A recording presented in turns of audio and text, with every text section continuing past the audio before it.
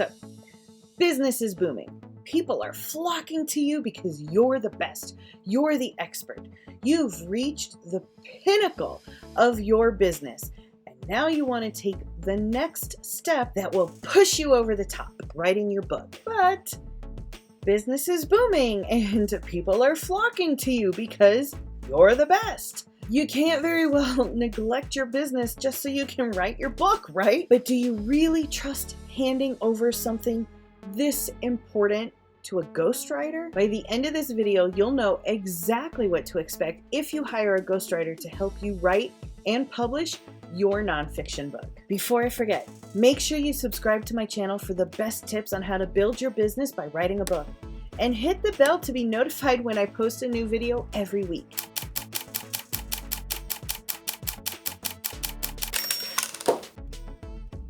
As a freelance B2B ghostwriter, I have helped dozens of small business owners write and publish their nonfiction books to grow their business.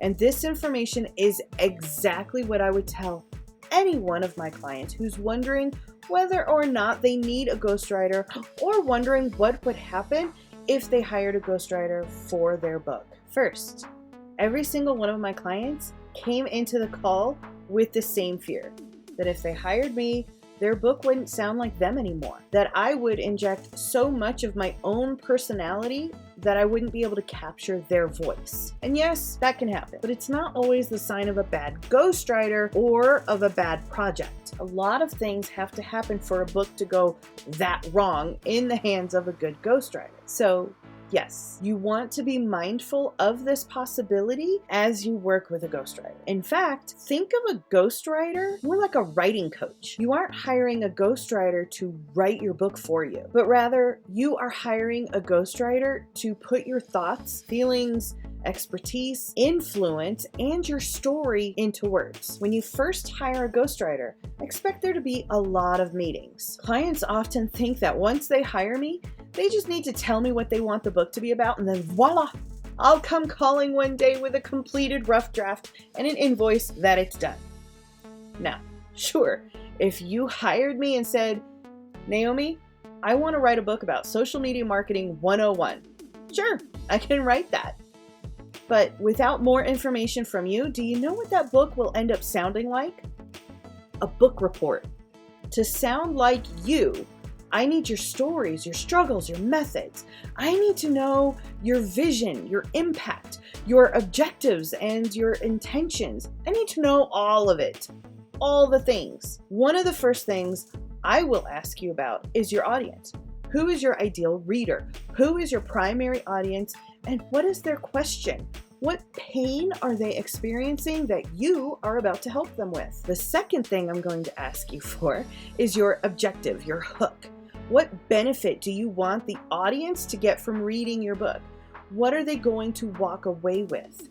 What's your promise to them? And while we're at it, how about objectives for yourself? What do you plan on getting out of this book once it's been published? If you're thinking about writing a book right now, what's your primary objective for that book? Would it be to build your email list, establish your authority, or maybe to get a few more speaking gigs? Leave me a comment below and let me know what you hope to get out of your book. The third thing that I and other ghostwriters like me will ask for is all the things. And I do mean all the things. Everything that will teach me about you, your answers, and your story.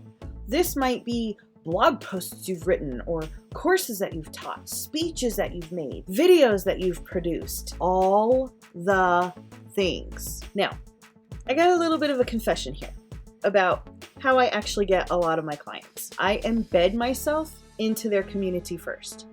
I sign up for their newsletters, join their groups, I start taking their courses, and I really get to know them and their message and watch how they interact with their audience.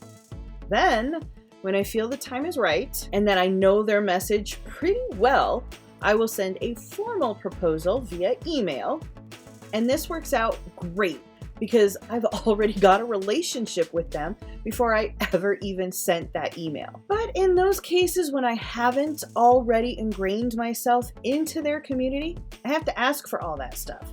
So Get me into your groups, your courses. Send me your podcast transcripts, rough drafts of books that you've already started but didn't finish, notes that you scribbled out onto a napkin. Everything. The more materials you can send your ghostwriter about your ideas and your solutions, the better we can incorporate those into your book. Fourth, I will go through a book outline step by step with you to make sure that everything is planned out. My book outline helps you think of everything so you can focus in on what it is you want to accomplish and include the most important materials to help you accomplish it. You'll start with a brain dump to help get all the thoughts out of your head. Then we'll organize those thoughts into an order that makes sense. Grab the information out of the materials you've provided, and you'll include any personal stories you have to help emphasize those points. After all that, then I get to work. I will write up the first chapter, 2, depending on length, and send them to you for review of the voice. This review is to make sure that the book sounds the way you hear it in your head.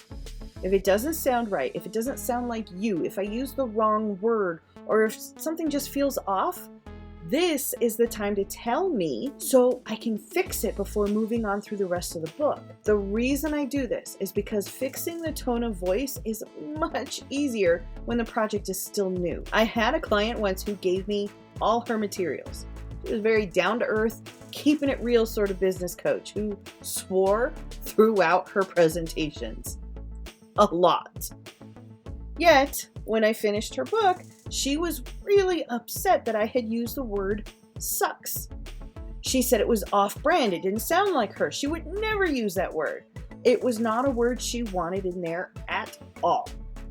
That's a pretty easy fix, especially so early in the process. But I had another client just last year who came to me with a book already ghostwritten, and the voice was just so far off that the only thing I could recommend was to completely scrap it and start all over.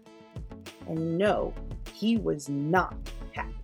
So, review the first chapter or 2 to make sure the voice is the voice you want. After that, back away. Go do what you do. At this point, your ghostwriter should have everything they need to put the rest of your book together. But if not, if you think of something else, then send it along. Hopefully, your ghostwriter will continue giving you regular updates about your project. Just make sure your ghostwriter knows how to get a hold of you if any questions come up, and best times to contact you and send those updates to you as they come. Now, I say this, but I do have to admit that I kind of suck at the whole nothing to report, still working on your book project updates. I'm getting better at that. But I know that this is one of my weaknesses. If I don't have any news, I don't send emails. Every writer has their own process that includes writing and research, reflection, and yes, sometimes the process includes staring at a blank document, trying to get the right word to come out. Sometimes, no news really is good news. Once your ghostwriter gets a finished draft over to you, read it through. And again, make sure it sounds like you, that it's your tone of voice, and that it answers the questions the same way you would. And then you're done. Congratulations, you've got a manuscript. Not quite a book, but you've got a finished draft that will be a book. What happens after that depends on the agreement you have with your ghostwriter. A lot of ghostwriters will include at least 1 or 2 revisions. Some will offer editing or formatting services. Others will help you navigate the entire publishing process. So, refer back to your contract with your ghostwriter to find out what you should do next to finish getting that draft into book format and published. And that is what it's like to hire a ghostwriter to help write your nonfiction book. If you're interested in the nonfiction book outline that I showed you, it's the exact same outline that I send to each of my clients as we start brainstorming their book projects. I'll put a link to that in the description below so you can go ahead and grab it. And if you'd like to see it in action, you can check out this video next to learn more about outlining your nonfiction book. And I will see you right over there. Bye!